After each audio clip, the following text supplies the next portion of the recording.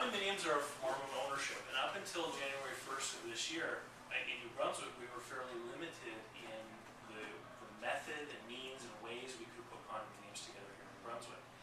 Basically, we were limited to traditional style condominiums. So, for example, a big apartment building, and you divide up all the apartments into condominiums, and they're all of they're all like condominiums, they're all residential, let's say. Or maybe you have a commercial strip mall, and you subdivide it into a commercial condominium.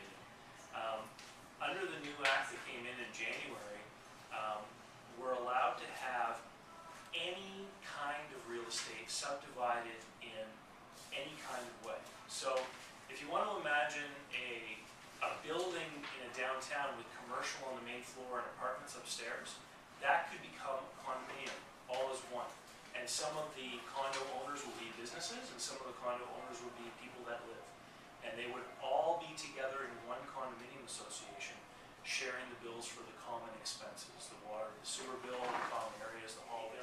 Water consumption as a group, but the business units will have meters. You know, you could define that in the beginning. And once those rules have been laid out initially, then they're set there, and they can be changed, but the process of changing them is very difficult and requires a great consensus amongst all the condo unit holders in order to make these changes. But in a condominium, you have, this is the floor plan, let's say, of a condo, and you have these different units.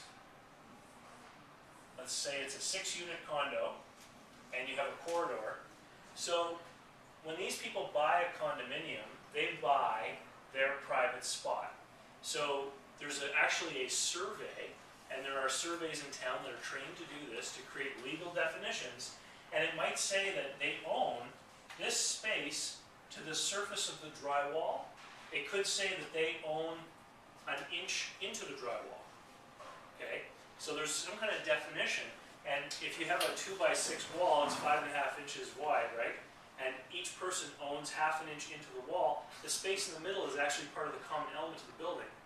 So if something were to happen to the studs, it would be the condo association that would be taking care of that. But if somebody kicked a hole in the drywall and you owned an inch into the wall, then it's your problem to fix it, right? So you own this space within your condo. It'll even define little things like the inside surface of the door is your property, but the door belongs to the association. So that, and the reason you have these things is so that the association can say, this is the style of door that we have, and these are the colors we're going to paint it. And nobody is allowed in the hallway to change the color of their door. We want the hallway to look like it's a hotel or an apartment building or an office building. We want it to have common style and theme, etc. Now, the exterior of the building, again, up into the surface of the window could be your property, but the window itself might belong to the condo association. So if you have a window and someone comes by and tosses a stone and breaks the window, then it's the condo association's property. Okay? So the condo association is responsible for all the common elements. They're responsible for the outside, the roof, the foundation, the corridor, and any services that the condo owners want to have. What Condominium does in order to pay for this stuff is they have a series of funds. Okay? So they've got an operating fund, and they have a contingency fund, and then I believe they also have a fund for long-term capital expenses. The contingency fund, by law, has to grow to a certain level, and that's there for emergencies. And then the long-term capital fund is, the idea is that if we start today and our roof is new, we better save up enough money over the next 20 years so that when the shingles need to be replaced, the money's already there. And by extension, it makes sense because if every month you're paying a condo fee, and part of your fee is to replace these capital infrastructures, you're actually paying for the part of the roof that you're using while you live in the building, right? Because if a roof lasts 20 years and you're there for 10 years and you've contributed for 10 years to replacing the roof, you've contributed the portion that you've consumed, right? And what makes owning a condo different from owning a house is that the condo association is legally responsible to make sure that there's money for all of these things to be done when they need to be done. It's like you as a homeowner being very diligent, planning out all the expenditures you're going to have in the future for your home, and then every month being disciplined enough to set aside a money. Got away from the idea that a condo had to be a building. They got down to a more basic sort of idea. Let's talk about you need enough land that you can have a well, and you need enough land that you can have a septic system. Okay? What the Condominium Act says is that a condo corporation has to be able to sustain itself. Okay? And if any of you have been involved in developing rural properties, one of the things that has happened recently that's created a problem is during the 60s and 70s, they allowed some of these rural subdivisions, and some of them had common cesspools or sewage treatment systems. And the developer built these things so that he could sell off all these lots, and people flushed their toilet, it went into a pipe and went down to this cesspool. And then as soon as the developer sold all the lots, they took off. Well, who takes care of the cesspool? Who's responsible for that infrastructure, right?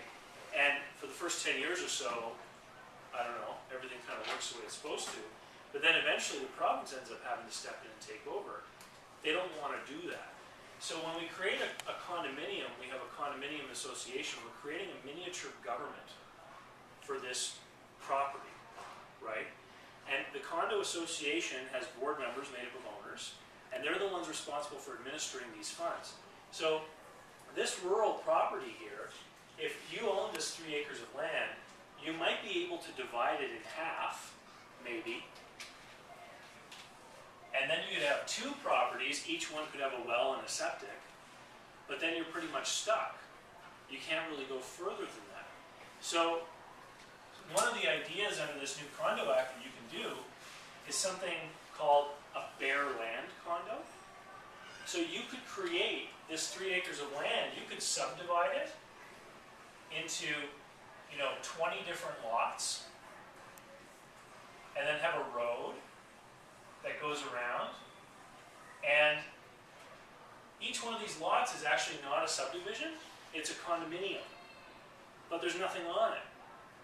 You buy the condominium, and what your condo title says to you is that you own the surface of the land within these markers, and then you build your cottage on it, or your house, okay?